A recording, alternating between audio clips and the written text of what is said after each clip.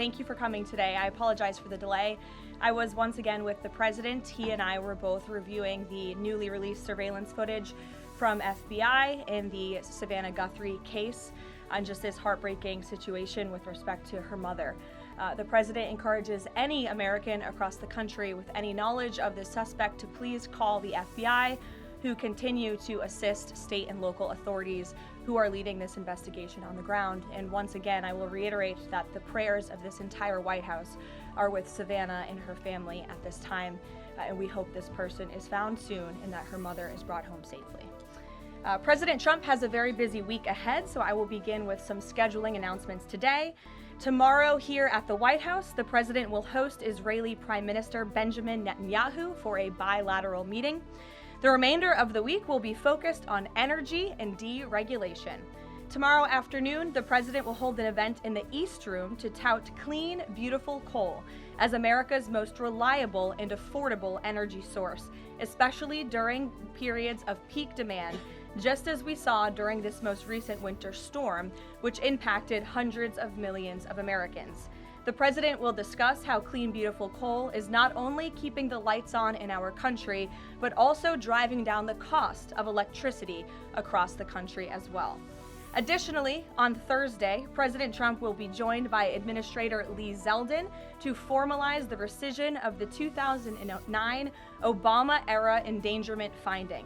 This will be the largest deregulatory action in American history, and it will save the American people $1.3 trillion in crushing regulations.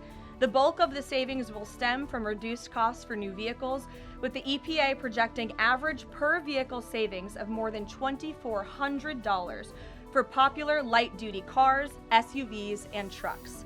This is just one more way this administration is working to make life more affordable for everyday Americans. Overall, these groundbreaking actions from President Trump will drive larger economic growth, create thousands of good-paying jobs, expand manufacturing, increase consumer choice, and improve affordability for millions of families and businesses. Finally, on Friday, President Trump and First Lady Melania Trump will travel to Fort Bragg in the great state of North Carolina to meet with military families and the heroic members of our special forces who carried out the successful Operation Absolute Resolve in Venezuela and helped bring narco-terrorist Nicolas Maduro to justice. I know the President and First Lady are both greatly looking forward to this visit. Also, the First Lady will celebrate Valentine's Day at the Children's Inn at the National Institute of Health tomorrow, with children, families, and NIH staff involved in clinical trials. In other news this week, thanks to President Trump signing the largest middle-class tax cut in history, this is shaping up to be the biggest tax refund season ever, and we are in it now. President Trump and Republicans fundamentally believe that Americans deserve to keep more of their hard-earned money, not less, which is why he fought so hard to deliver this long overdue relief. From no tax on tips, overtime, or Social Security, to auto loan interest deductions on new American-made vehicles, plus increases to the standard deduction and child tax credit, more money is flowing back into the pockets of hardworking Americans. We're already hearing from everyday Americans across the country who are reporting substantial tax savings thanks to the Working Families Tax Cut, which every single Democrat in Congress voted against. AMAC, which represents millions of Americans, has heard directly from more than their 1,000 members already about how the Trump tax cuts are easing cost of living concerns. I wanted to share a few of those powerful responses with you today. This one comes from Dean and Wendy in Wisconsin, who said, quote, "Instead of paying out $3,700 last year, we got back $2,500 in refunds this year. This is huge for our family." Steve from California said, quote, "The new senior citizen deduction is a tremendous relief and has given us peace of mind and the freedom to truly enjoy the retirement years we worked so hard for." Eric from Nevada said, "As a senior, no tax on Social Security helps me tremendously. The no tax on tips helps my daughter-in-law as a waitress. The no tax on overtime helps my son, who works constantly. Our family savings from the One Big Beautiful Bill could total even more than $5,000. We love the Trump tax cuts." These are just a few positive examples of the everyday Americans that President Trump's tax cuts are uplifting. We'd love to hear more from the American people across the country who are benefiting from the working families' tax cuts. The White House is also pleased to share that parents across the country can now officially apply to open a Trump account for their child. In order to apply, parents can visit trumpaccounts.gov and fill out the IRS form 4547. These Trump accounts are special investment accounts aimed at providing American children with a jump start on building wealth for life. They have all the tax advantages as a traditional IRA account, but are specifically tailored to build wealth the moment a child is born. Thanks to President Trump, every child born between January 1st, 2025 and December 31st, 2028 is eligible to receive $1,000 from the U.S. Treasury to fund their account. Parents, guardians, and even nonprofits can then contribute up to $5,000 per year. Employers can also contribute up to $2,500 per year per employee. President Trump believes there is no better investment than investing in our nation's children.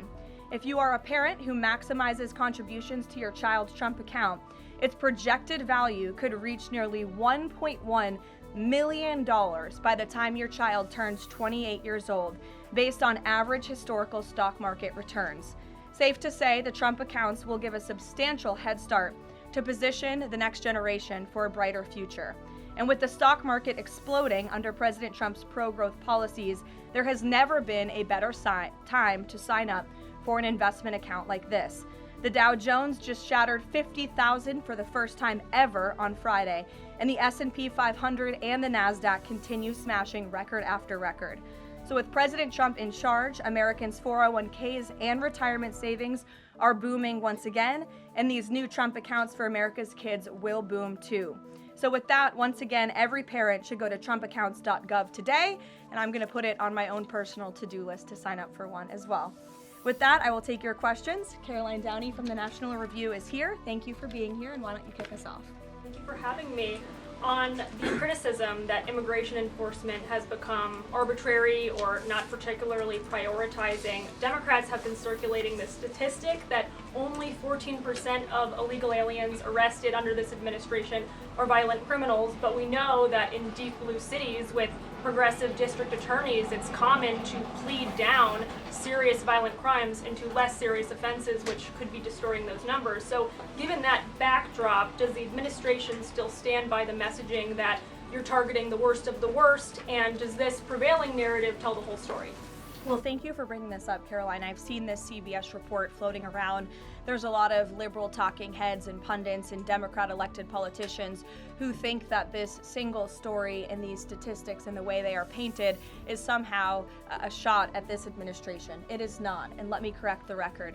Number one, the Trump administration has been clear from day one that any illegal alien present in this country is subject to deportation. However, the priority, of course, is going after the convicted criminals, the worst of the worst, the murderers, the pedophiles, the rapists in this country. Interestingly, in the CBS story, what the Democrat talking heads on television are not saying is this line. Nearly 60% of ICE arrestees over the past year had criminal charges or convictions. And among that population, the majority of the criminal charges or convictions are for nonviolent crimes. Oh, well, what are nonviolent crimes, you ask? This has coincided with what DHS has been saying all along, that approximately 70% of illegal aliens arrested under President Trump have pending criminal charges and or prior convictions, and these so-called nonviolent crimes, drug trafficking, distribution of child porn, burglary, fraud, DUI, embezzlement, solicitation of a minor, and human smuggling, just to name a few. So just because a crime is not violent in nature doesn't mean that crime is victimless. And I can guarantee every single person who is out there on television right now pointing to these statistics that were taken out of context by CBS News would not want an illegal alien convicted of the distribution of child porn or fraud or DUI living in your community. So the Trump administration will continue our focus on deporting all illegal aliens present in our country with a focus on the worst of the worst criminals. Thank you for being here. Gabe. Thank you. And thank you for the update on our colleague Savannah Guthrie's mother. Is there anything more you can share? You said the president was reviewing that surveillance footage. What was his initial reaction when seeing those disturbing images? And does he believe that that suspect acted alone? I haven't talked to him specifically about the second point on whether the suspect acted alone or not, so I don't want to weigh in on the president's thinking on that. His initial reaction, of course, as all Americans, is just pure disgust. And again, it's heartbreaking to see now this footage really bring to life a story we've all been reading about. And again, we're just praying for the safety of Nancy Guthrie and that she will return home soon. And the president directed me to please encourage all Americans with any information to call the FBI, and we hope that this case will come to a positive resolution as soon as possible. Of course, I have a lot to talk about and a completely separate topic. I was hoping you can clarify something that's come up over the last several days, again, regarding a separate topic, in the Epstein files. According to newly released files, the president had a conversation with the Palm Beach police chief in the early 2000s, according to the police chief in 2019. The president has gone on record before, and he's told reporters that he said that he had no idea about Jeffrey Epstein's crimes. During this conversation with the police chief, however, he did say, according to this recounting of it, that thank goodness you're stopping him. He also called Karoline Maxwell evil. So my two questions are, did that conversation with the Palm Beach police chief happen? And can you explain the discrepancy? What I will say is that the president has always remained consistent, and that he kicked Jeffrey Epstein out of his club at Mar-a-Lago because, frankly, Jeffrey Epstein was a creep. And unlike many other people who are named in these files, President Trump cut off his relationship with Jeffrey Epstein and was honest and transparent about that for years and years. And so I think what the president has said all along has always remained true. And the release of more than 3 million documents related to Jeffrey Epstein and his heinous, disgusting crimes just shows the level of transparency that this president and administration has committed to in bringing these files to light. But did he call the chief in 2006? Karoline, did he call the chief? Look, it was a phone call that may or may not have happened in 2006. I don't know the answer to that question. What I'm telling you is that what President Trump has always said is that he kicked Jeffrey Epstein out of his Mar-a-Lago club because Jeffrey Epstein was a creep, and that remains true. And this call, if it did happen, corroborates exactly what President Trump has said from the beginning. And I'm sure many of you, when you read that alleged FBI report, probably thought to yourself, wow, this really cracks our narrative that we've been trying to push about this president for many years. So we're moving on from that. Reagan. Thanks, Caroline. I want to ask you about the SAVE Act. NBC reported that there's some hesitation among House Republicans on adding absentee ballot restrictions into the SAVE Act. Can you explain what the hesitation is among House Republicans and also just provide the status of negotiations with Congress on the legislation? Sure.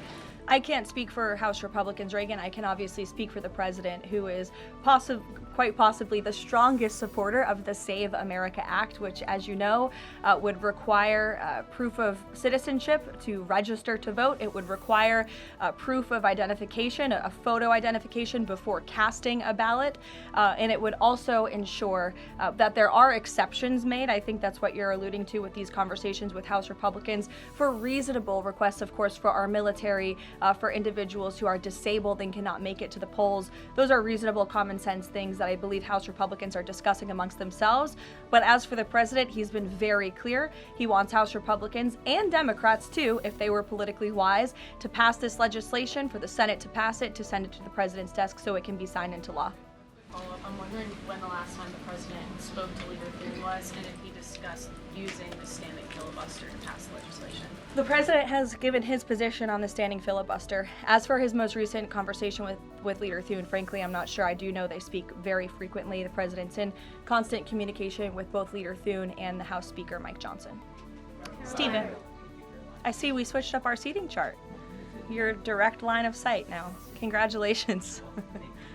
Association for recognizing the New York Post's reach. I've got two questions for you, one about the Guthrie case and then another about infrastructure.